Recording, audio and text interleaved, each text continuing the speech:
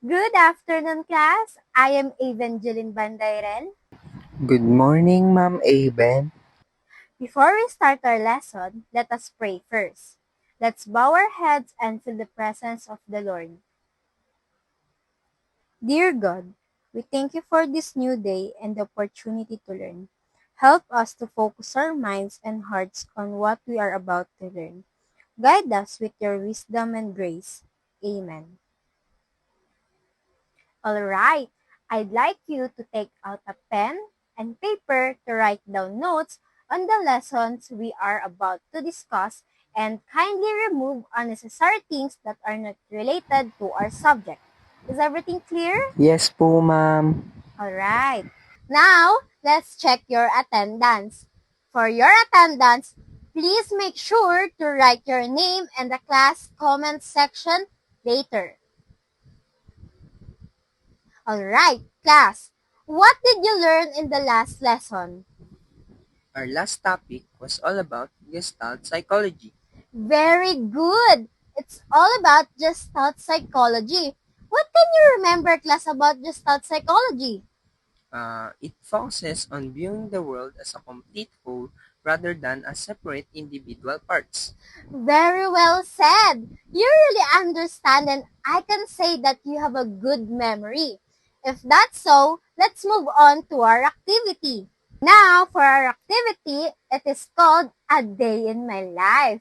For our directions, everyone will close their eyes and take 60 seconds to recall everything you have done today, from the moment you woke up until now. It can be anything from your senses. After that, I will be asking 3 questions. Are my instructions clear? Shall we start? Yes, Ma'am.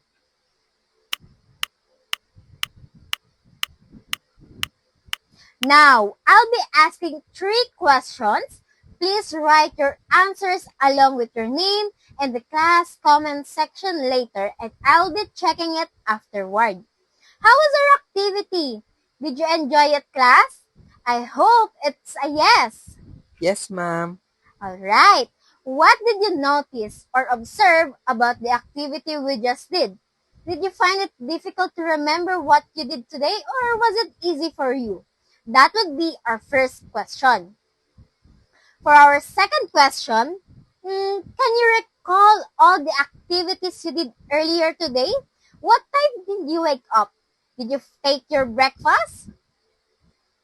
And lastly, from the activity we did, can anyone get an idea about what our lesson will be all about?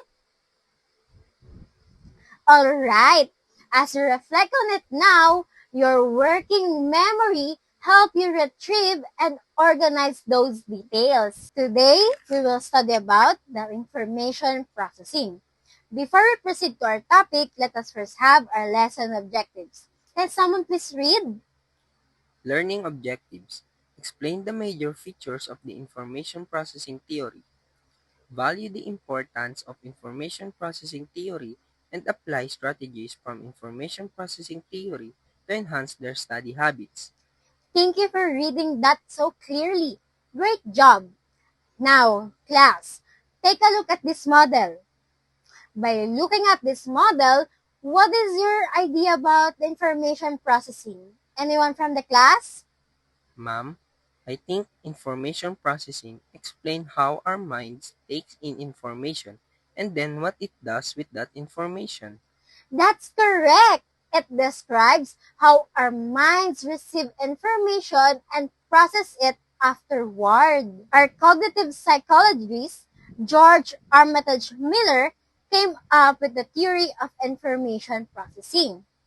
This theory attempts to categorize the way information is recognized, utilized, and stored in the memory. He believed that a person thinks about and interprets what they receive to shape what they will learn. This theory describes how the learner receives information from the environment through the senses. This is how we learn, absorb, and retain information. Also, this theory recognizes the ability of a person to control, what information is processed, the changes and developments of these abilities. Now class, take a look at this model. By looking at this model, it shows that information processing has three core components: the type of knowledge, stages of processing, and executive control processes. First is type of knowledge that everyone may receive. Can someone please read number one? Number 1. General versus specific. Involves whether the knowledge is useful in many tasks or only in one. Nice. Thank you for that. General versus specific. It involves whether the knowledge is useful in many tasks or only in one. When we say general knowledge, we mean it covers a broad scope, malawak. On the other hand, specific knowledge provides concrete, detailed information that supports or clarifies the general idea. Tiyak, in short. To understand this better, let's use an example. One of our general courses, purposive communication. No matter what profession you pursue in the future, whether you become a teacher, entrepreneur, police officer, or a doctor, you will need the knowledge from this course. That's because we all need to communicate, whether in conducting business, doing interviews, or interacting with others. Knowing how to communicate effectively is in various contexts is essential. This shows how general knowledge can be applied to many different tasks or careers. However, your knowledge in a specific subject or specialized subjects can only be used in that particular field. For example, if you are studying law, the legal terms and procedures you learn are specific and mostly applicable to legal practice only. Alright. Can someone can give one example for this?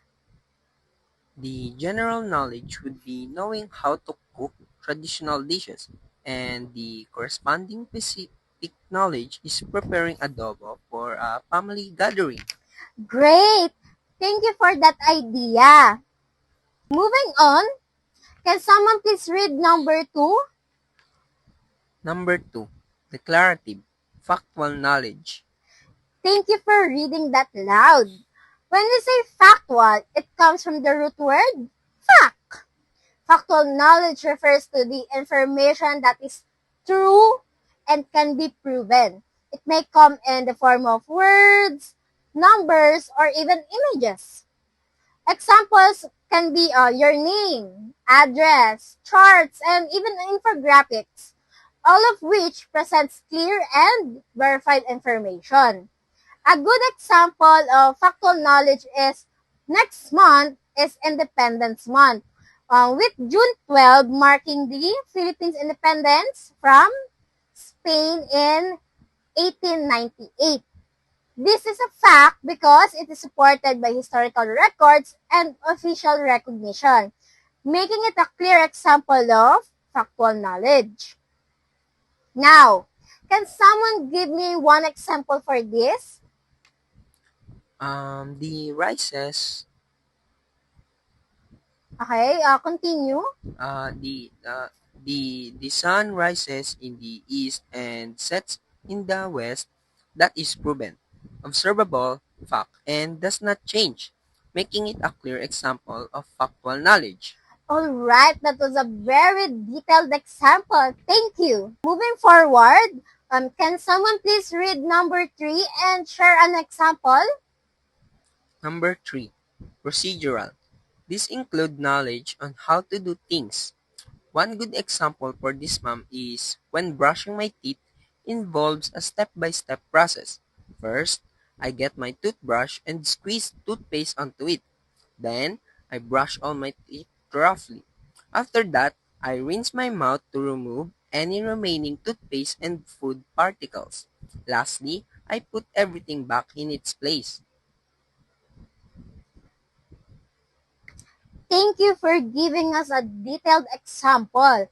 This is an example of procedural knowledge, as it involves performing a routine task through a series of steps.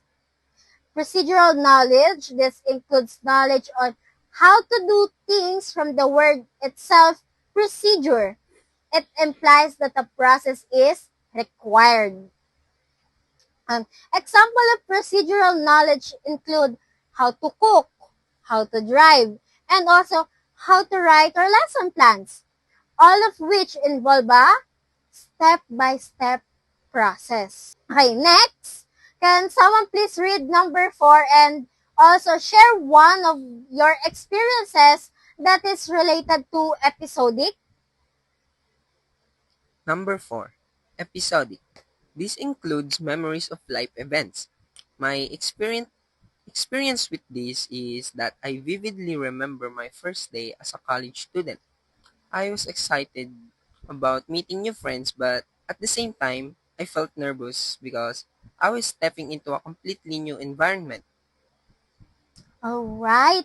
Thank you. That was a great experience of yours.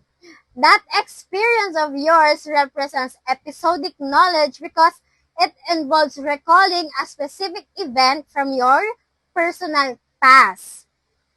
Now, this type of knowledge includes memories of specific life events or experiences that are tied to particular time and also place. It can be your memories from in your high school graduation, your field trip, or even your family event. Okay? Next is we also have conditional. Can someone please read number 5 and after reading it, what do you think is conditional? Where and when we can apply it? Uh, this is about knowing when and why to apply declarative or procedural strategies. We should first identify the statement if it answerable by declarative or procedural.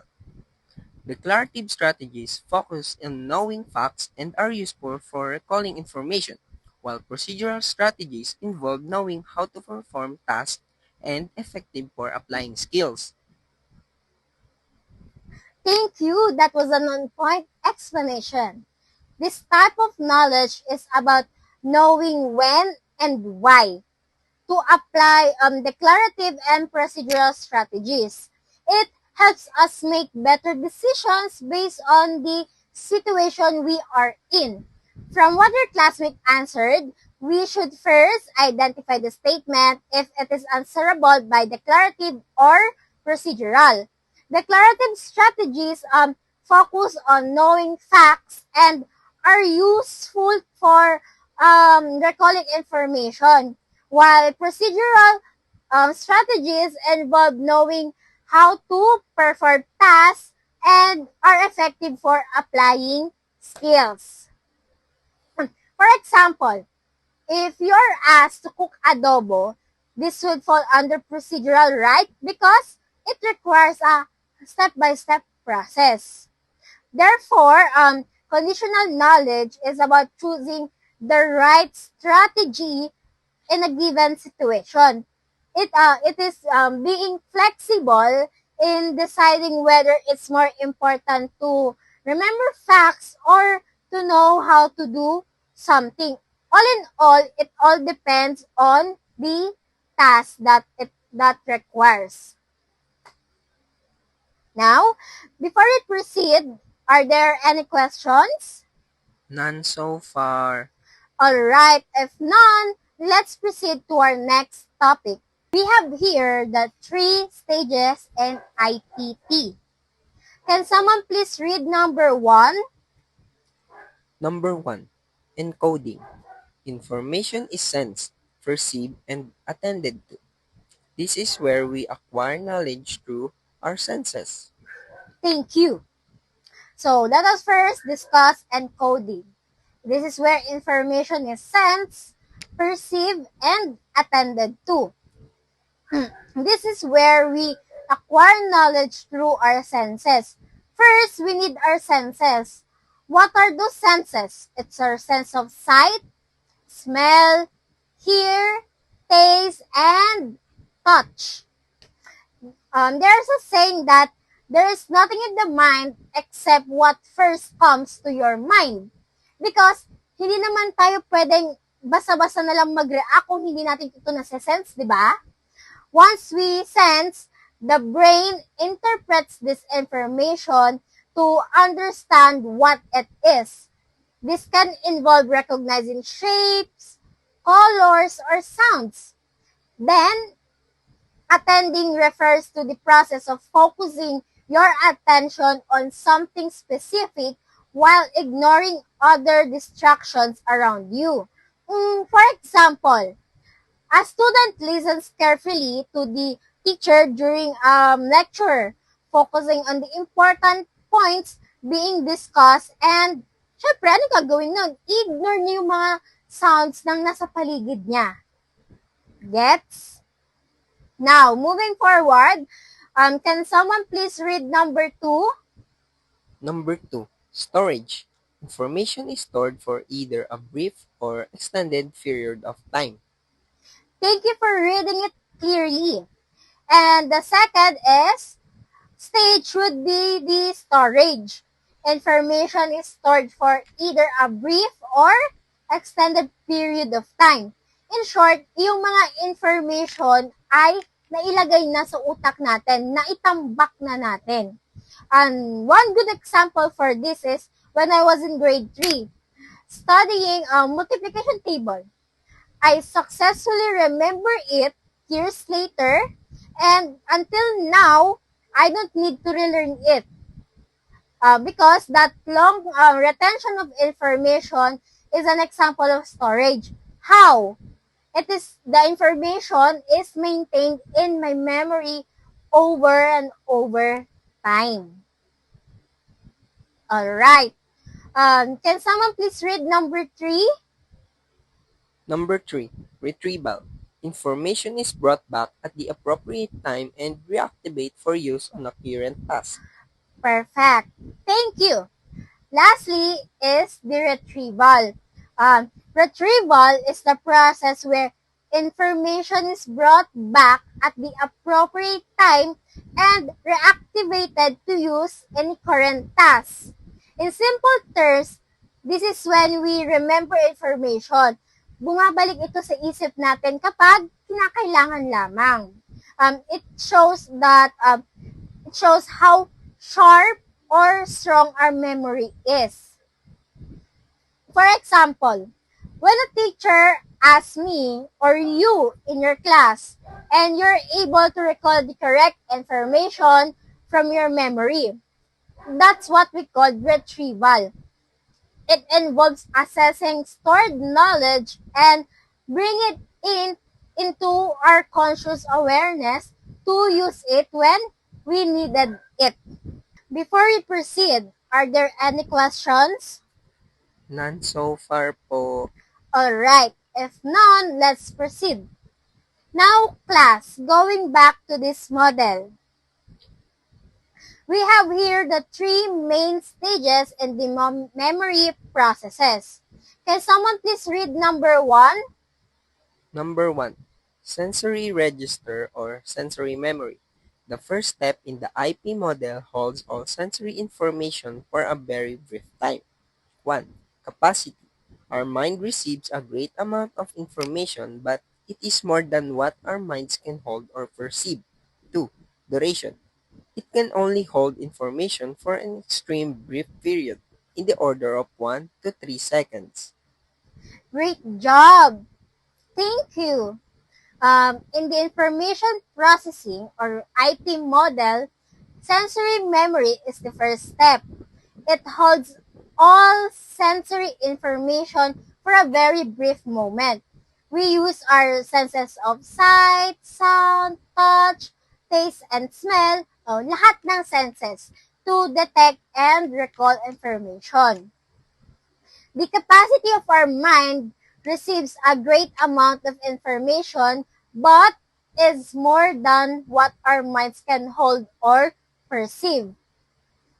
And while our minds has the large capacity to receive a large amount of sensory input, it can only hold or process a limited amount of it. In other words, we may perceive a lot of information, but not all of it. It will be stored in our memory due to these natural limitations. Hindi lahat. Next, we consider the duration of sensory memory, which refers to how long information stays in this stage. Sensory memory holds information for a very short period of time, usually 1 to 3 seconds. It's like the saying na, if you're all familiar, na pasok sa isang tenga, labas dito, labas sa kabila. That's how fast it can disappear.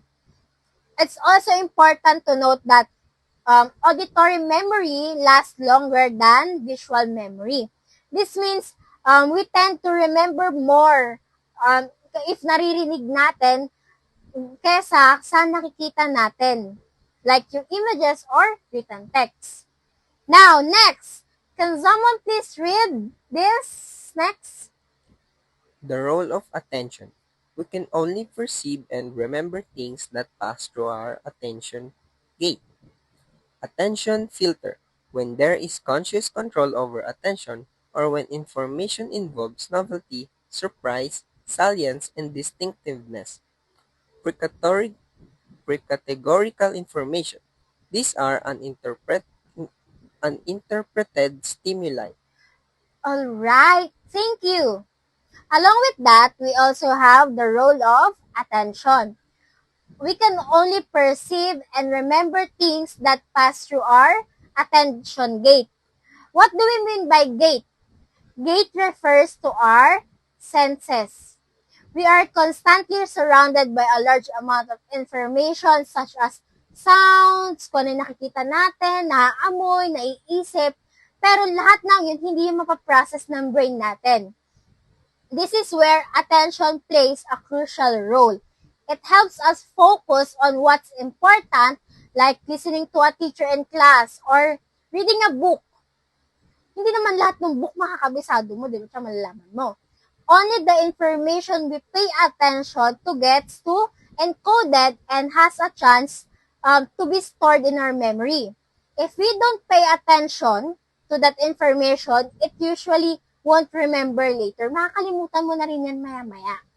For example, if you're in a class and your teacher is explaining a math lesson, but you are distracted, either you're talking to your friend or iniisip mo na kung ano yung magiging lunch mo. You probably won't remember what the teacher said, but if you stay focused and listen carefully, you're more likely to understand and remember the math lesson. This is how attention works. It acts as a filter that decides what information enters to your memory. However, we have here the attention filter. When there is conscious control over our attention or when the information involves novelty, surprise, salience, and distinctiveness, it refers to how our brain chooses what information to focus on and to process more deeply. Sorry? Sa madaling salita, lahat ng nangyayari sa paligid mo, lahat ng naririnig mo ay aware ka. Pero may filter. Ibig sabihin, ikaw ang nagko-control kung alin ba ang mga importanteng bagay na kailangan mo lang nabigyan ng pansin dahil hindi lahat mapapansin mo. For example, imagine walking through a crowded mall where people are talking and there's a music playing everywhere. Sorry again. You're not really paying attention to all noises until you suddenly hear someone say your name. Kahit hindi mo sinasadya na nakikinig, yung utak mo, Na-filter niya agad lahat ng ingay. Nakuha niya yung isang mahalagang tunog at iyon yung pangalan mo. That's your attention filter at work. This show how na kahit sa maingay na lugar o masikip na lugar, kayang piliin ng utak mo ang mga importanteng impormasyon na kailangan lamang ng pansin. So, next, before information is fully perceived, if we fail to notice it, we have no way to recognize that the stimulus was ever encountered. This means the brain first receives raw sensory input before it identifies, label, or understands it. Sorry. In simple words, there are the uninterpreted stimuli. Ito yung mga bagay na hindi mo na binibigyan ng atensyon o pansin, kaya't nananatili silang walang kahulugan o label sa isip mo. Para mas maintindihan pa natin mabuti, imagine that you are in a kitchen and suddenly notice a strong smell. At first, mararecognize mo lang yung amoy. Pero hindi mo ma-identify kung ano yung mismong amoy na yon. Kung may naamoy ka na, ang baho. Pero hindi mo pa alam kung ano ba yung totoong mabaho. Yung pala, nalaman mo na meron, yung pala ay garlic or nasusunog na pala. So yun ang tawag doon ay pre-categorical information. It is a raw sensory data in your brain na wala pang label, hindi pa naiintindihan. Alright, I'm sure you are familiar with short-term memory, also called working memory.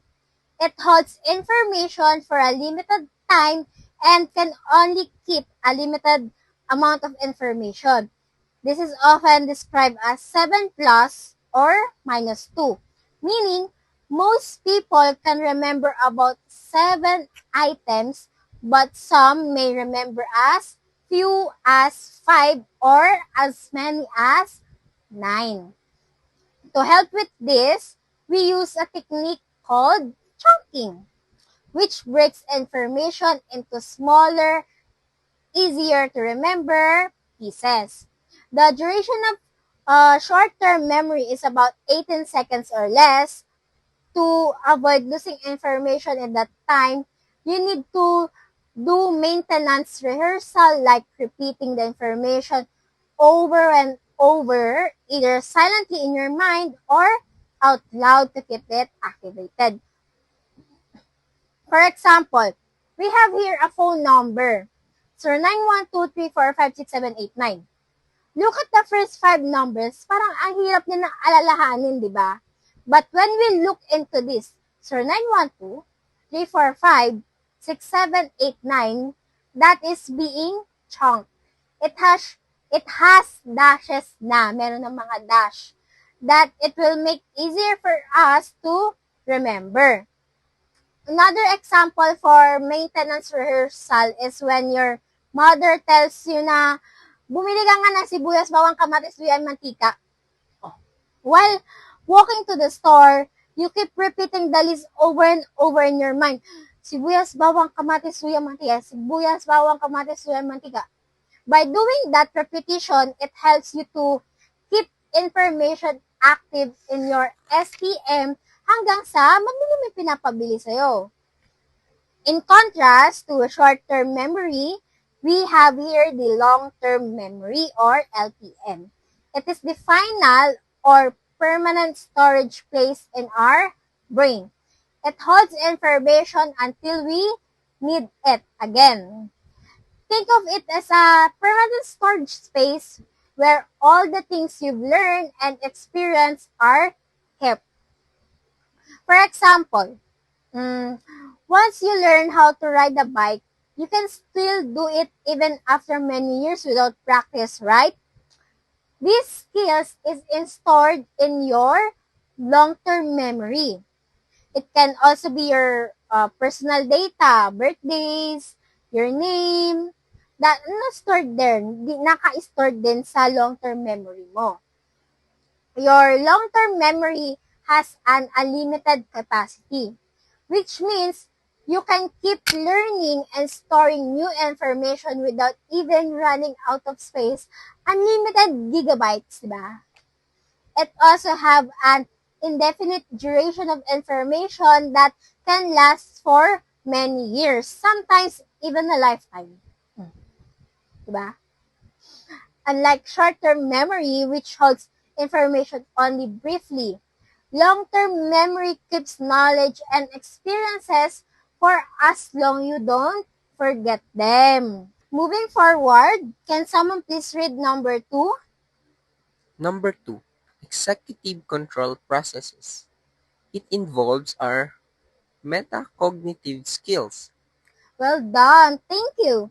Executive control processes are likely the brain's management system. They guide how we control our thinking and learning. This is called metacognition or thinking about thinking. These processes helps us to plan, make decisions, and organize information effectively. They assist in deciding how to categorize, interpret, and manage what they learn. For example, people who use a to-do list demonstrate executive control processes. They list everything they need to do, like finishing a school project, buying groceries, and cleaning their room. Then, they prioritize the tasks based on importance and time needed.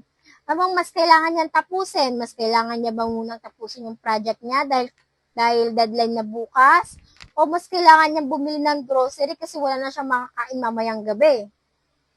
Diba? As they work through the list, they monitor their progress and adjust their plan if needed. This shows how the brain acts like a manager, helping to plan, prioritize, and stay organized. Next, can someone please read number 3?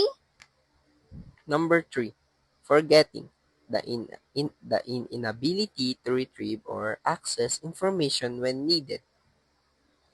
Good job! Thank you. But here's the catch.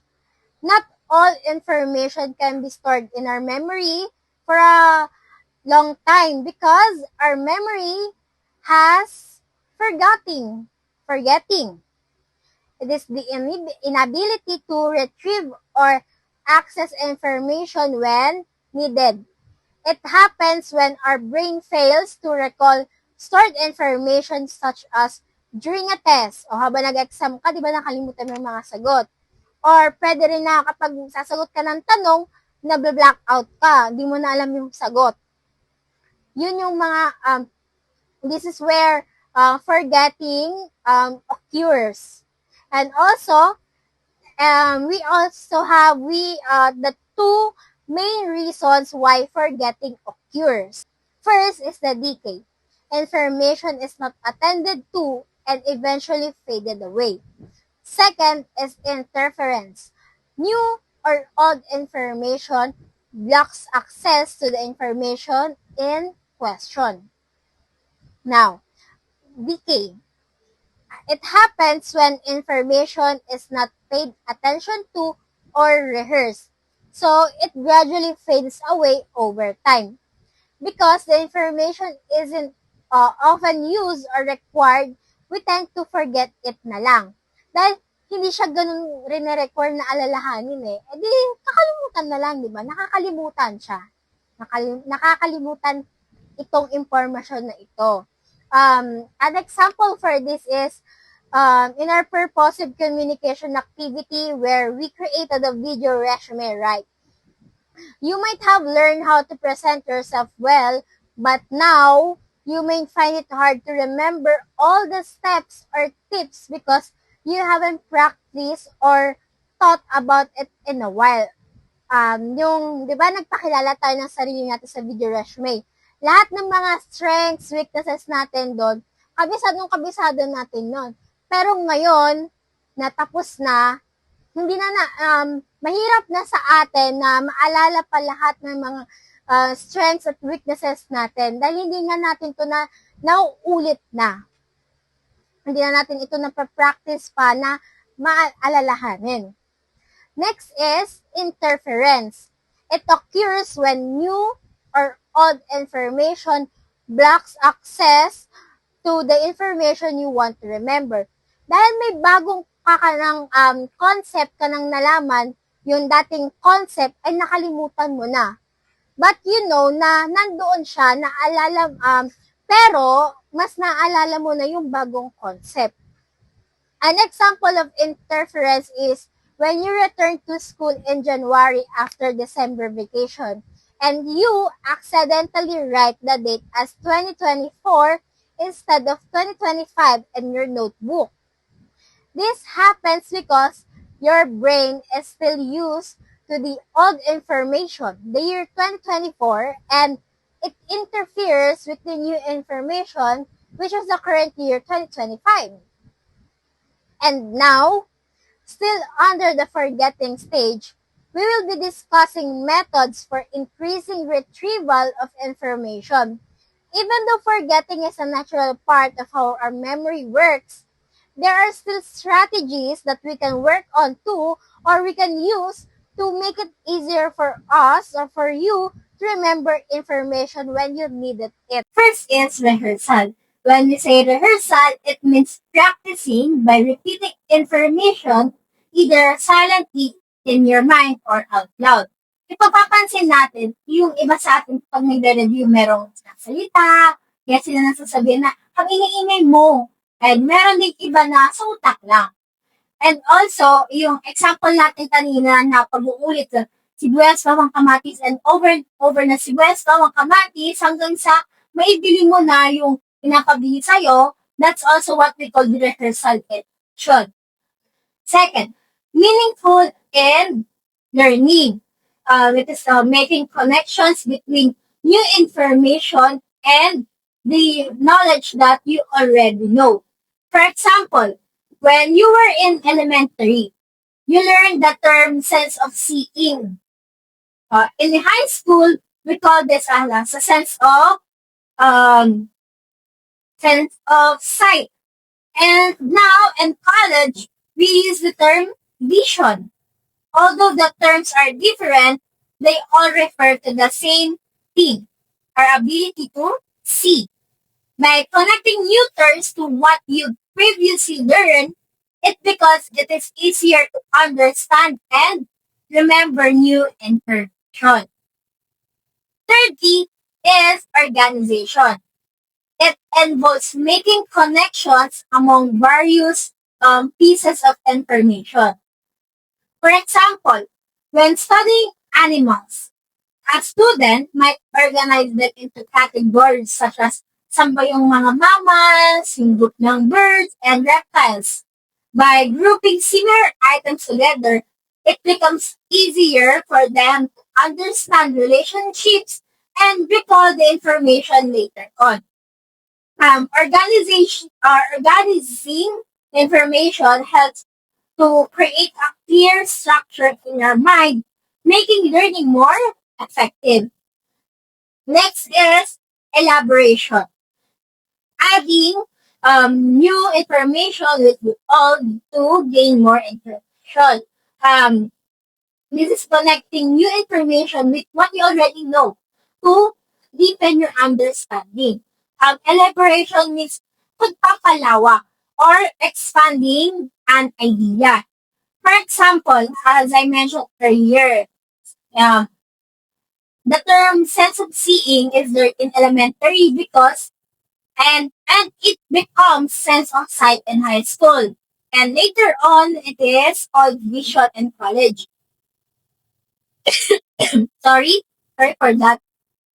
Although the terms change and become more complex, they all refer to the same concept. By elaborating, we build on prior knowledge to gain a clearer and more complete understanding. Next is, in our number 5, we have here visual imagery. Here, visualization is forming a picture of the information in your mind. It means nag-i-imagine ka na base sa nalaman mo or sa narinig mo. For example, kapag sinabi kong merienda, syempre iba-iba yung nasa isip mo yan. Merong ice cream, turon, spaghetti, cake, o iba pang merienda. What you imagine depends on your personal experience and also your preference. This technique help you to remember information better because you are connecting it with mental image. Nai-imagine mo siya, kaya madali lang para sa iyo. We also have here generalization. It refers to the idea that things we produce ourselves are easier to remember than the things we simply hear or read. This is where application becomes essential. For example, when working on a research paper, if you are actively helped to write and organize the content, it becomes much easier for you to defend it during the presentation. Dahil nag-contribute ka sa paggawa ng research paper, pagdating ng defense, hindi ka nakakabahan pa kung wala kang maisagot kasi tumulong ka sa paggawa. This active involvement strengthens your understanding and improves your ability to explain well. Next is for our number 7, context. Context. This is where remembering the information or context helps you recover information. It is based on what you have learned from your experience. It becomes easier to remember something when you are in the same place or situation when you originally learned it. For example, you may have learned how to budget money by helping your parents buy vegetable fish at the palengke. Okay. Later on, yung ikaw na yung mamamalengke, hindi na kasama yung magulang mo, naaalala mo lahat kung paano kayo mag-budget, kung paano nyo ano sa tindera, kung pwede 10 na lang, imbes na 15 o 14, paano tumawad, yon. So, naaalala mo na dahil nandun ka sa same setting kung saan mo unang natutunan kung paano yung nangyari yung pagbabudget. Next is we have here personalization. It is the process of making information meaningful and relevant to yourself. It involves a personal decision whether or not the information you acquire is essential or useful to you. What you remember and store in our mind often depends on whether we believe that information will help us in our own lives. In other words, we tend to pay more attention to the information that is personally significant to us. One good example for this is you might learn about the importance of hand washing. Later, you remember a time when you got sick because nakalimutan mo kung paano mabuti ng kamay. By connecting the lesson to your own experience, you make it more meaningful and memorable to you. That's what we call personalization, relating your new knowledge to your personal life. Alright, after discussing the 8 methods of increasing the retrieval of information, we have 4 more to cover. First is the serial position effect. Here, we tend to remember the first and last parts of the information presented to us. An example for this is when we are studying for an exam. A student is more likely to remember the content from the introduction and the conclusion of a lesson rather than the detailed information discussed in the middle. Yung beginning, it is called primacy effect, and the end, it is called recency effect. So, mas natatandaan daw natin yung introduction, yung mga nasa unahan ng reviewer natin, tsaka yung dulo, kesa dun sa middle part. Natatandaan natin, wala, ito yung part na ganito to doon habang nag-exam tayo. Right? Second is the part learning. It is break up the list and chunk. It's likely paghihimay-himayin natin yung mga impormasyon. Kagaya ng example natin kaganina, i-memorize mo yung school ID number mo by dividing into 3 parts. So, pwedeng 2025-07-145. Instead of trying to remember na lahat na 2025-07-145, masyadong mahirap yun sa iba na kabisaduhin ito, kaya gagawa tayo ng dash. Lalagyan natin ng bawat dash. Another example is, kapag ikaw ay nagre-review for exam, for lesson, hindi mo naman i-memorize lahat yun, di ba, ng isang upuan lang. Instead, gagawa ka ng by section or ng topic. Like, starting with the vocabulary first, yun muna aralin mo. Susunod naman yung main ideas. Then, after nun, ay yung example naman. Ito yung mas ginagawa natin para ma-avoid natin yung mass practice or what we call cramming. In doing this, it will help you to retain the information more effectively by organizing it into manageable chunks. Third is distributed practice. It is the break-up learning session instead of cramming. This method is about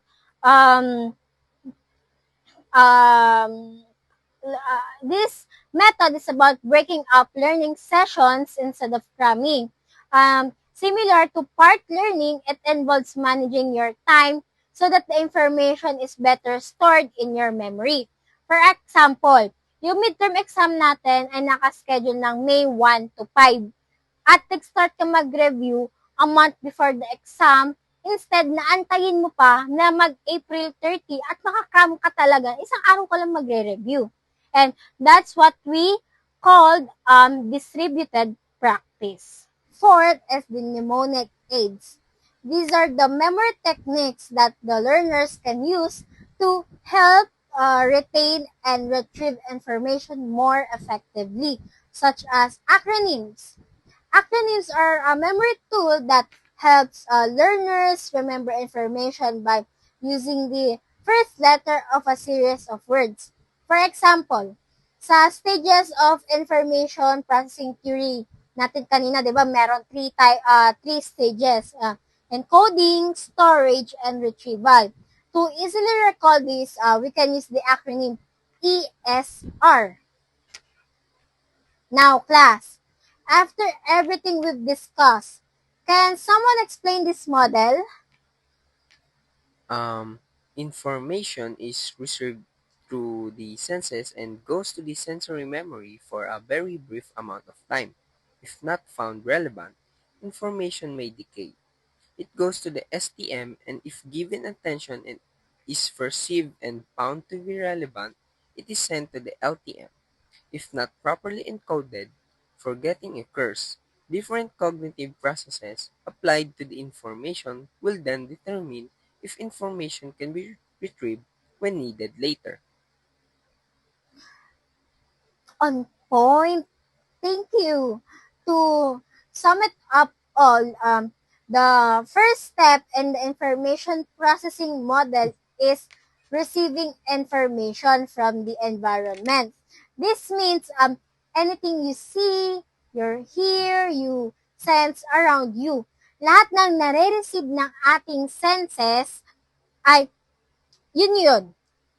Yun yung from the environment. This information first enters your sensory memory where it is held for just a few seconds. If you do not pay attention to it, the information is quickly forgotten. However, if you focus on it, the information moves into short-term memory. In our short-term memory, you can think about the information and use it for a brief period. And also, to keep it longer, you need to rehearse it, which means repeating or practicing it in your mind.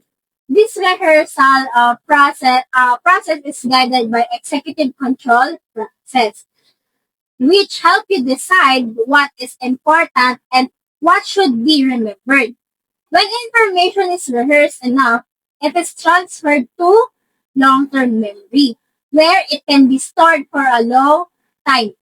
Later, when you need that information again, it is retrieved from the long-term memory rather, back into short-term memory so you can use it. At any stage, sensory, short-term memory, or even the long-term memory information can be forgotten if it is not properly processed or maintained. Throughout this whole system, people, the executive control process help you manage your attention, rehearsal, and retrieval. And this is how we process information in our brain. Did you learn something from our lesson for today? Yes po, ma'am. Do you have any questions? None so far po. I hope you enjoyed this lesson, class, on how our mind processes information, as it is an important topic for all of us. And if you have any questions, please feel free to message me. Thank you.